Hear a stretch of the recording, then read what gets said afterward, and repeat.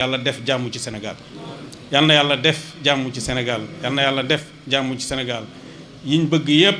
muy ay yokkute démocratie droit de l'homme ak yii yëpp nañ ko am fekk ñi ngi nekk ak suñ jàmm ndax ku am jàmm rek mooy mën a yëg ne loolu mu ngi fi mënuloo yëg ne am nga démocratie te amuloo jàmm mënuloo yëg sa droit yi agsi na ci yow te amuloo jàmm kon lépp destination buñ mën a jëm rek yàlla nañ ci jëm ànd ceeg jàmm xat-xat bii nga xam ne Sénégal ci la nekk yàlla baaxam ci Sénégal yàgg naa jaar ci ay guddi yoo xam ne dañ naan bët du set bët set na setati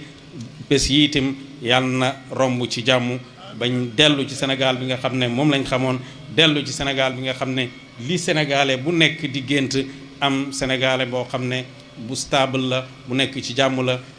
jàng mi jaar ci yoon nit ñi tegu ci yoon wi ñu war a tegu ñi nguur dox ci loxo jugee ci loxo dem ci yeneen loxo yi nga xam ne moom lañ pare pour mu dem ci waaye mu demee ko ci jàmm yoo xam ne nii ñun danañ xam ne jàmm la ci barke borom ziyaara bi ci barke baayam alxaaj Abdullahi ci barke Mawlana Cheikh Ibrahim radiallahu anhu ci bi jaahi alxatmi tijaani wa bi jaahi Mawlana rasulillahi sallallahu alayhi wa sallam